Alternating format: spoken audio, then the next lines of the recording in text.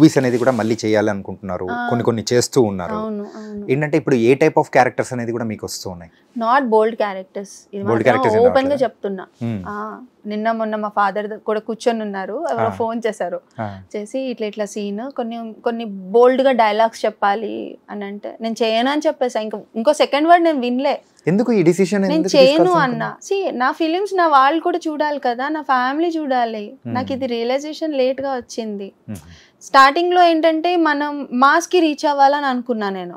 నా క్యాలిక్యులేషన్ అలానే ఉండింది. బిగినింగ్ డేస్ లో చేశాను కొన్ని ఫిలిమ్స్, బట్ ఏ ఫిలిం చేసినా నేను డమ్ గా వెనక కూర్చోవడము, లేకపోతే కాఫీ కప్పులు తీసుకొచ్చి ఇవ్వడాలు అట్లాంటివి నేను ఎక్కడ చేయలేదు. ఏ సినిమాను మీరు పిక్ చేయండి, నేను ఎక్కడ చేయలేదు. ప్రతి దాంట్లో ఒక డైలాగ్ ఉండాలి, హీరోయిన్ కి నేను ఒక్కటే ఫ్రెండ్ అయి ఉండాలి, హీరోకి నేనే సిస్టర్ అయి ఉండాలి. ఇట్లా క్యాలిక్యులేషన్స్ లోనే ఉన్నా నేను. అలా ఉంటేనే నేను చేశాను, లేకపోతే చేసేదాన్ని కాదు.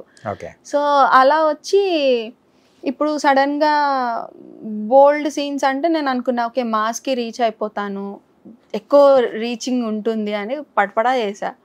అది బెడ్స్ కొట్టింది. బెడ్స్ కొట్టడం మంచి ఫేమ్ అనేది తీసుకొచ్చింది కానీ ఫ్యామిలీ చూడట్లేదు కదా.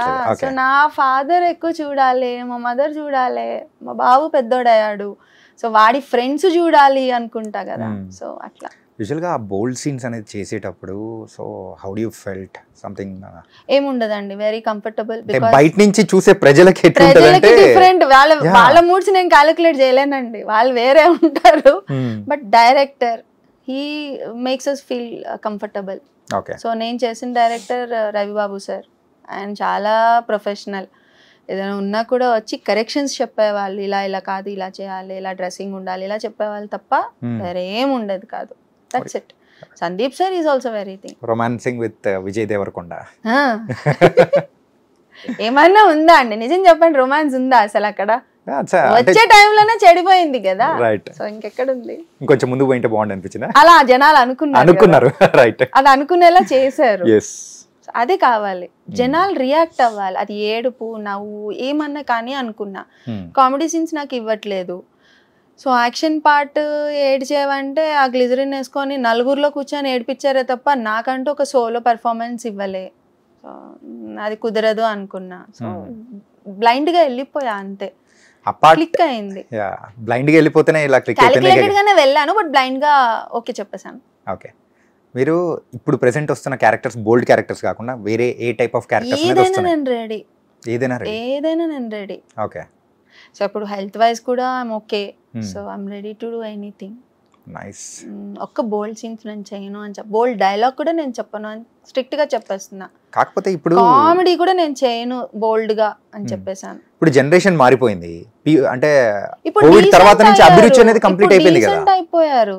ఇప్పుడు ఎవరు బోల్డ్ సీన్స్ కి ఇంట్రెస్ట్ చూపించట్లేదు. నేను చేసినప్పుడు ఉంది, ఇప్పుడు లేదు. ఎందుకు ఎవరికి పడితే వాళ్ళకి యూట్యూబ్ లో అన్ని దొరికేస్తున్నాయి కదా, ఇంక నాదే చూడాలనే ఉంది, మన సీన్సే చూడాలనే ఉంది, అవసరం లే. కొన్ని ఫేవరెట్ ఉంటాయి కదా, అందుకోసం అవి చూస్తూ ఉంటారేమో.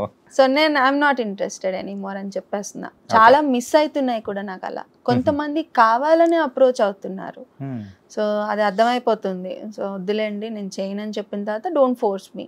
జనాల్లోని గుర్తుండేది ఒక బోల్డ్ క్యారెక్టర్, ఒక ఓపెన్ మైండెడ్ అంటే అలా జనాల్లో అలా పేరు తెచ్చుకోవడమే నీకు ఇష్టమా, లేకపోతే ఎందుకు అలా? జనాల్లో ఎలా పేరు తెచ్చుకోవాలో మన చేతిలో ఉంటుందా? జనరల్ నేను ఈ రోజు ఇది ప్లాన్ చేసుకుని జనాలందరూ నన్ను ఇలా యాక్సెప్ట్ చేయాలి, ఇలా యాక్సెప్ట్ చేయాలి, నా గురించి పద్ధతి గల పిల్ల అనుకోవాలి అని 100 మంది అనుకుంటారు. బట్ జనాలు మనల్ని ఎలా పర్సీవ్ చేస్తారనేది మన చేతిలో ఉండదు. నిజం చెప్పాలంటే బిగ్ బాస్ 1 నేను వెళ్ళక ముందు ఫస్ట్ నేను 2 సార్లు వెళ్ళాను కదా. నాకు బిగ్ బాస్ 1, బిగ్ బాస్ 2 నాకు నా లైఫ్ లో. So Bigg Boss first time నేను వెళ్ళినప్పుడు I was 25 years old. And అప్పటి వరకు నాకేంటి చిన్న bubbly image, Ram Gopal Varma cinema చేశాను, ఏదో వాట్ ఎవర్. బోల్డ్ అనేది ఎందుకుందో నా జీవితంలో నాకు తెలీదు. But I think it's because of how I talk. నేను ఎలా మాట్లాడతానంటే మేబీ కొంచెం రూడ్గా ఉంటుందేమో, but I'm very straight forward. My straight forward అప్పుడప్పుడు కొంచెం తెగుతుంటది అంతే, దట్స్ అబౌట్ ఇట్. గుచ్చుతా ఉంటుంది జస్ట్ నీ క్వశ్చన్స్ లాగా అంతే కదా, స్ట్రైట్ ఫార్వర్డ్ క్వశ్చన్స్ గుచ్చుతాయి జనాలకి, నా ఆన్సర్స్ అలాగ ఉంటాయి. సో బిగ్ బాస్ సీజన్ 2 నా మీద జరిగిన ఒక ప్రాపగాండా.